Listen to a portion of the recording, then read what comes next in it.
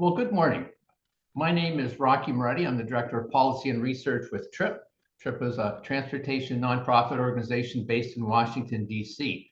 Today, I'll be giving comments on the findings of the new TRIP report. We'll also be hearing from Dan DeBone, who's President and CEO of the Westmoreland Chamber of Commerce. And then also we'll hear from Tim Phelps, Executive Director of the Transportation Management Association of Chester County, following my comments. The format will be, after you hear our comments, my colleague Carolyn Kelly will then look to see if anyone has any questions. And at that point, if you indicate through the raised hand function that you have a question for one of us, you'll be elevated to the panel so you can go ahead and interact with us in terms of asking your question or any follow-up questions. TRIP as an organization was founded in 1971, and since then we've released over 600 reports at the national and state level looking at the condition of our transportation system, including its use and its impact on the economy. And TRIP as an organization is supported by a coalition of manufacturing, insurance, construction, labor, and engineering organizations, and they support us in putting out information on the condition and use of our transportation system. Our new report, Preserving Pennsylvania's Bridges, is based on the latest data from the Federal Highway Administration's National Bridge Inventory, which requires all bridges across the country 20 feet or longer to be inspected at least every 2 years, so that the condition of the overall network of bridges across the country is available. We also received additional information from the Pennsylvania Department of Transportation to also supplement the report. The inspections that I mentioned, the National Bridge Inventory, require that the major components of the bridge, including the deck, the superstructure, and the substructure, be regularly inspected to make sure that the integrity and quality of the bridges can be evaluated. And then they're rated on a scale of 0 to 9, with 4 or below on any of those major components, resulting in the bridge being rated as being in poor condition.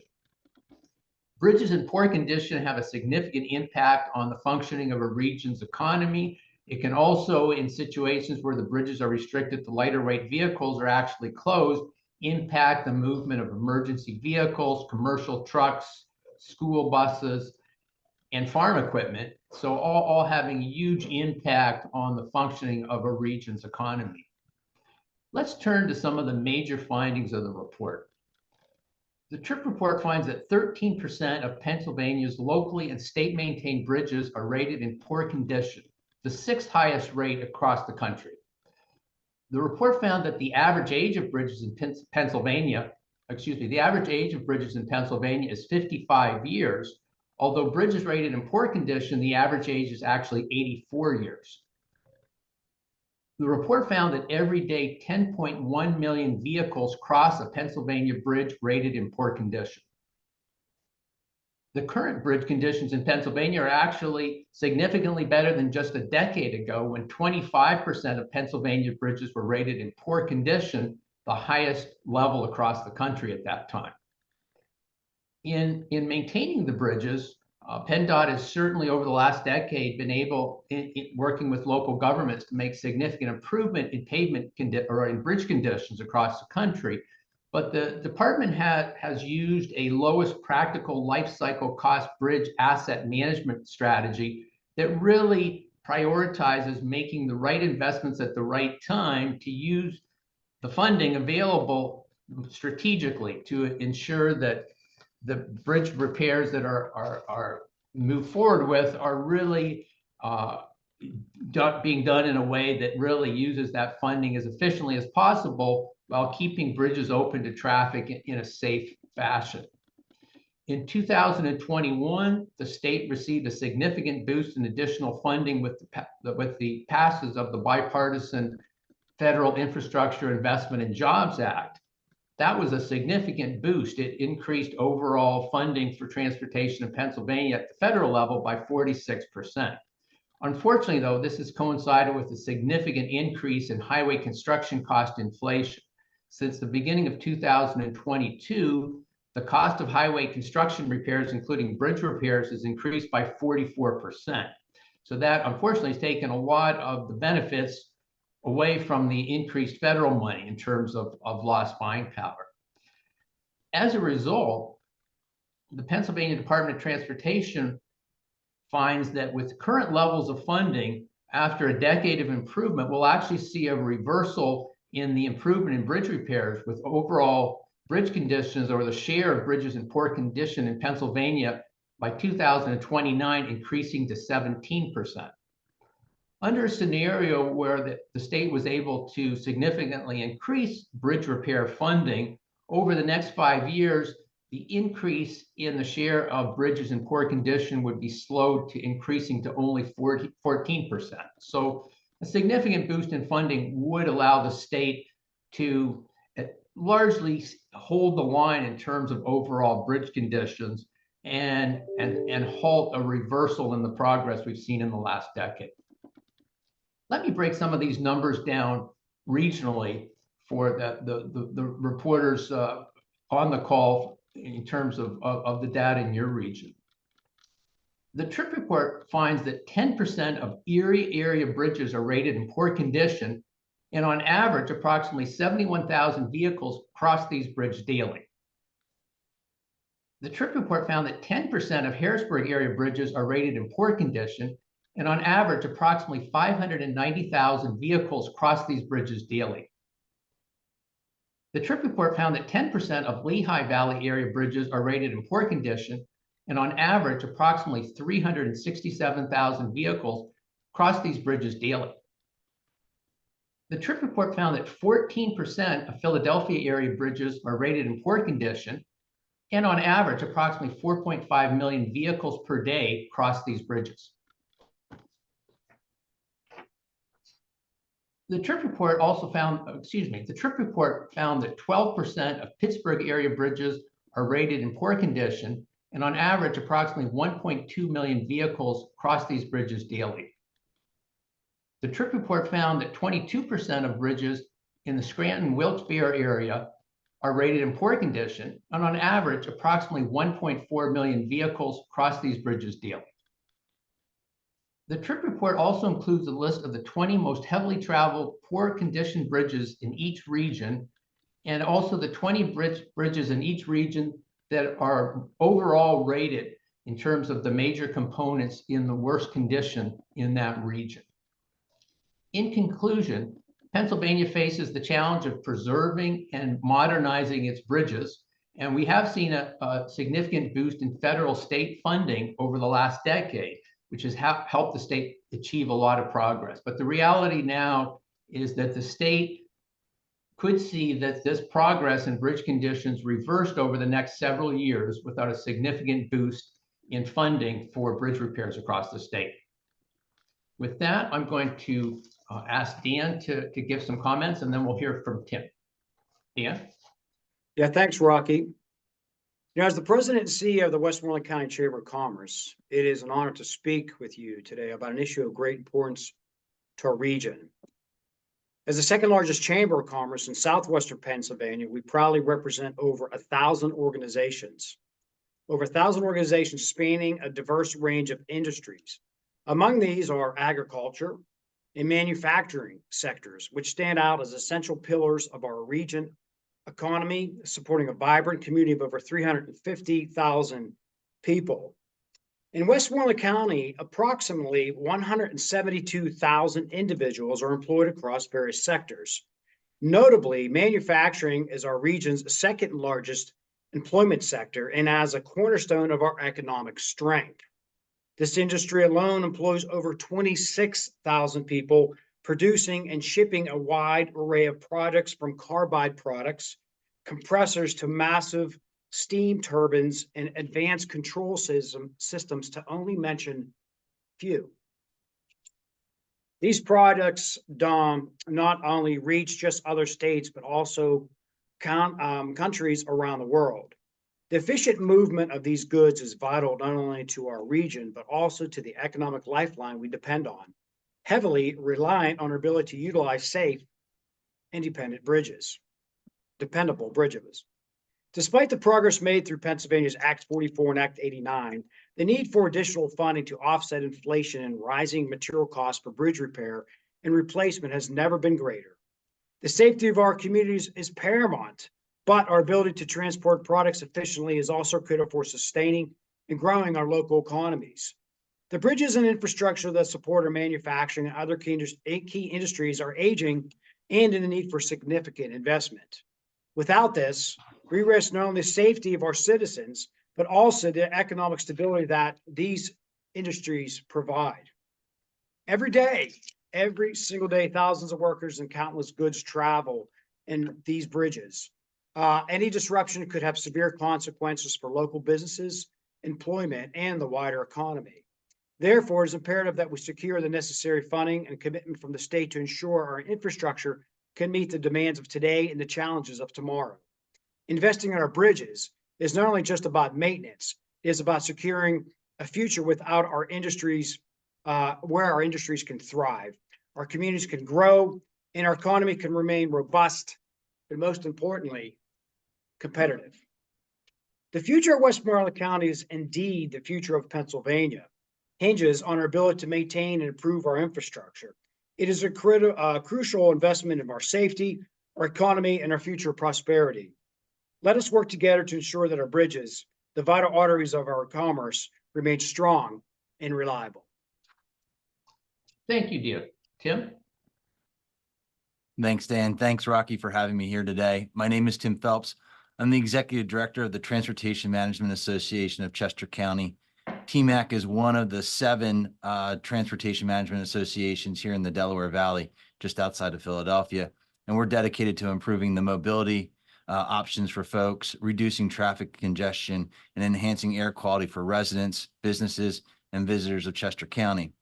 We serve a diverse population that relies on a robust and efficient transportation network to support their daily lives and our economic activities.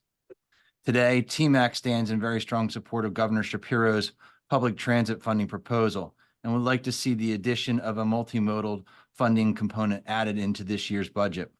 We particularly support the continued Commonwealth investment and focus on bridge and infrastructure. To us, our bridges are more than just stone, concrete, and steel structures. They're vital connectors that bind our communities and support our way of life. When I accepted the position 12 years ago, the former county planning executive director reminded me that all transportation planning is a systems thinking. Bridges are integral into a comprehensive discussion. They support a multimodal transportation system that includes cars, buses, trucks, bicycles, pedestrians, and even trains. And when a bridge closes, it impacts everyone, from motorists to cyclists to walkers. The ripple effect of such closures can be profound. First, the environmental impact of detouring cars cannot be overstated.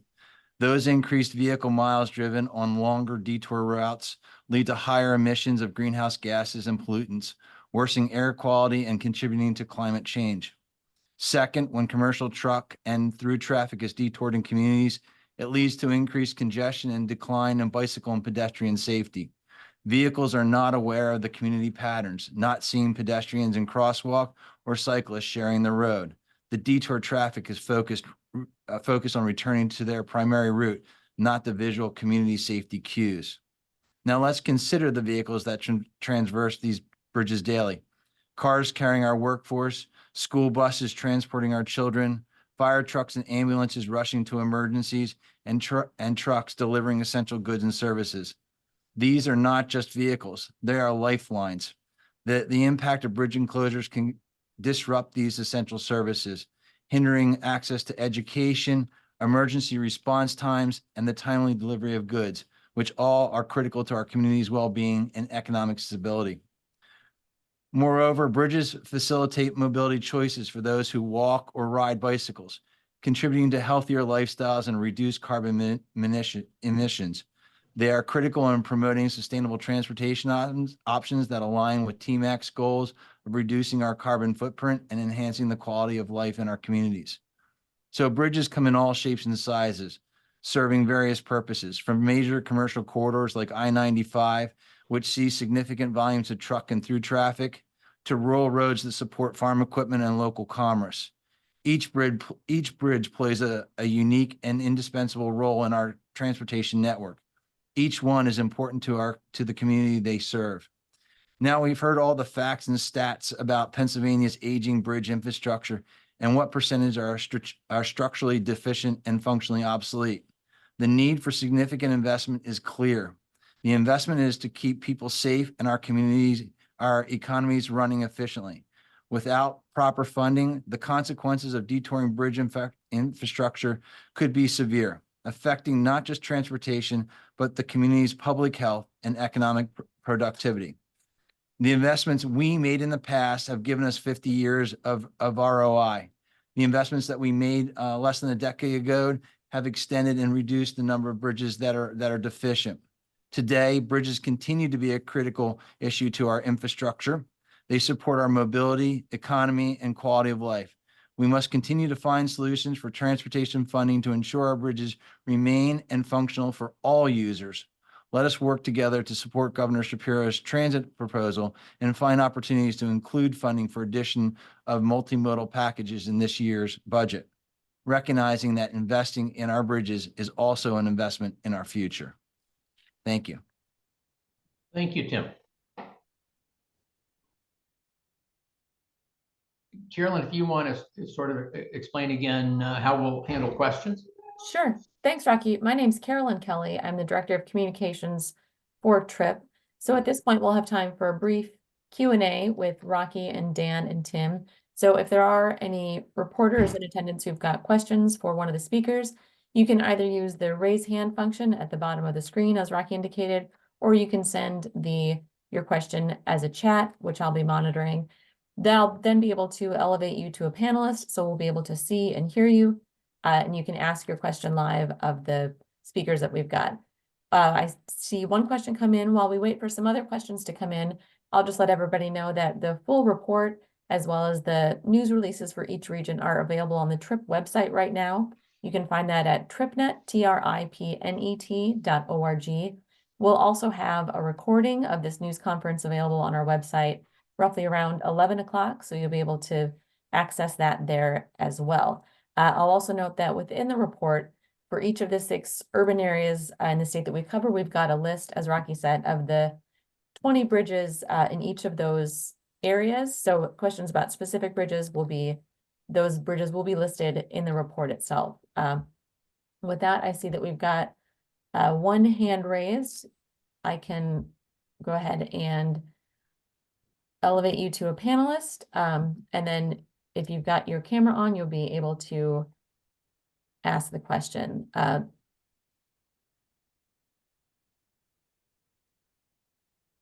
If you unmute your line, you can go right ahead. Sorry, I don't see a name attached with the participant. So if you'll, there you go. Thank you. This is Ed Blazina from the Pittsburgh Union Progress. I wanted to ask how it came about that you looked at Pennsylvania. Is this a process you're doing for each state, or was there a special request for Pennsylvania to be looked at? Certainly, we put out probably around 12 to 15 state reports a year. And so really what we look for are to tailor reports at the state level to where we see most significant needs. So some reports may focus on traffic congestion, some more on pavements. We've certainly seen in Pennsylvania the significant increase in bridge conditions, but we also were aware that inflation is starting to impact the progress of this program. So we thought it would be very timely to really document the improvements that's occurred over the last 10 years, but also to look at what's the impact of inflation moving forward. I'll follow up if I might. Sure. The previous governor had an extensive plan that was not adopted to change funding completely for roads and bridges. The new administration so far has been relying on the federal money and not come up with its own plan yet. In addition to that, would that be something TRIP would recommend, that they begin to look at what happens in the future once this federal money runs out? TRIP doesn't actually take positions in terms of what state or federal government should do to address these challenges. Really, our role is pointing them out. But I'll ask Tim and Dan, who are in Pennsylvania, if they want to give their thoughts on the question you just asked. Yeah, I'd like to comment on that. You know, I've been involved in transportation for 26 years, my previous career, specifically public transportation, but it was connected directly to bridges, roads. And as we looked at Act 44, as we looked at Act 89, the one thing that we've seen in common was something that generated many stakeholders from various industries, whether you're transportation, whether you're highway, whether you represent concrete, the bicycle. There was a lot of people that were involved in discussions about what that funding should look like.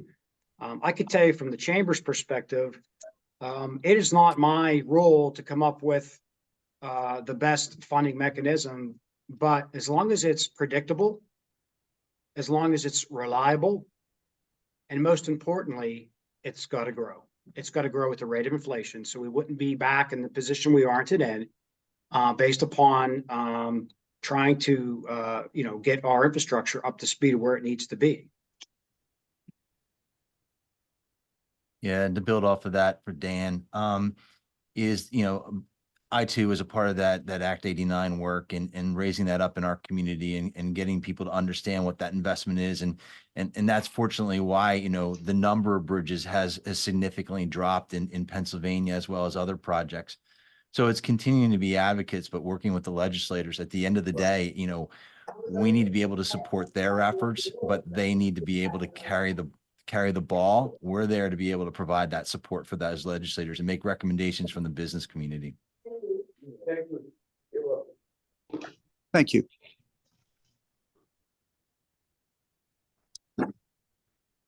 Thanks, Ed. We've got another question from Jay Bradley.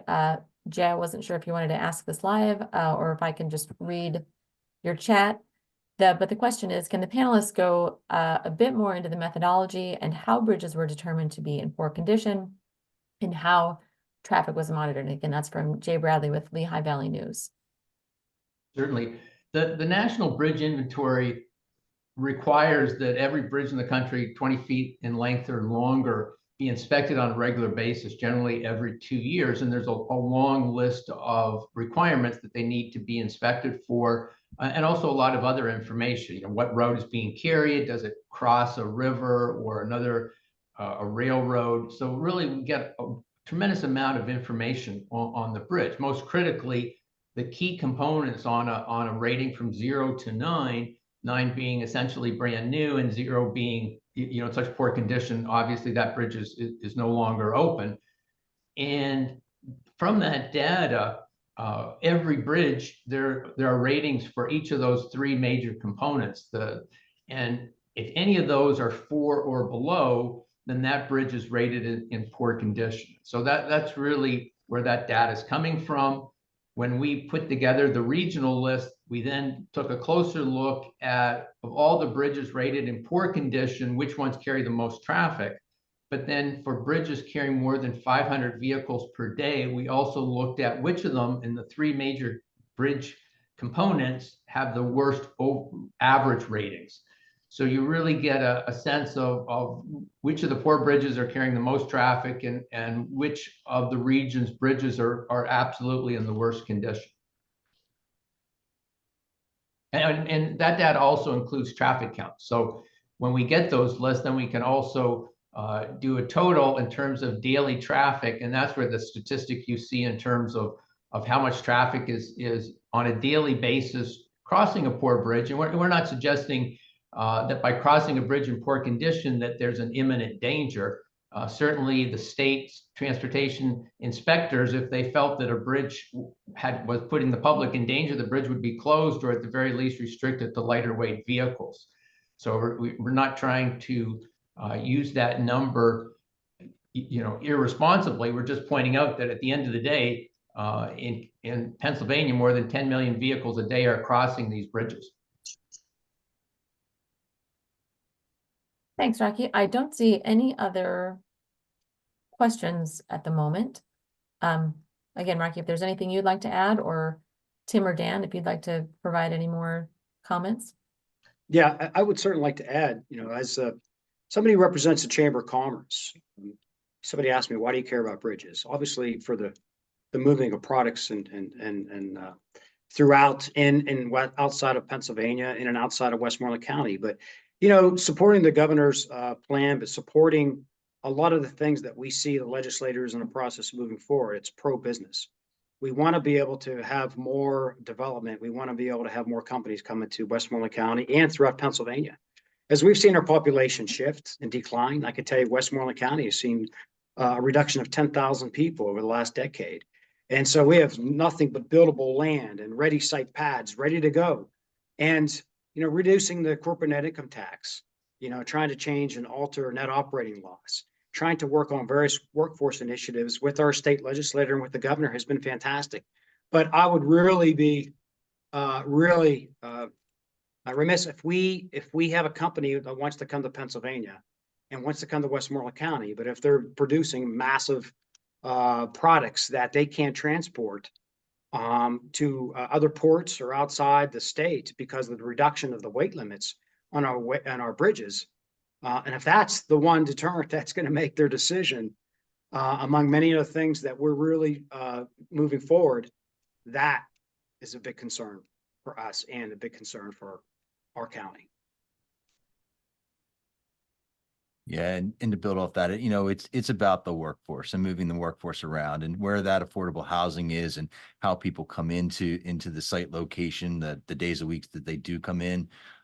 It's creating that environment that they know that the system is safe. And unfortunately, when we do reports and have that, we have deficiencies, we need to correct those deficiencies.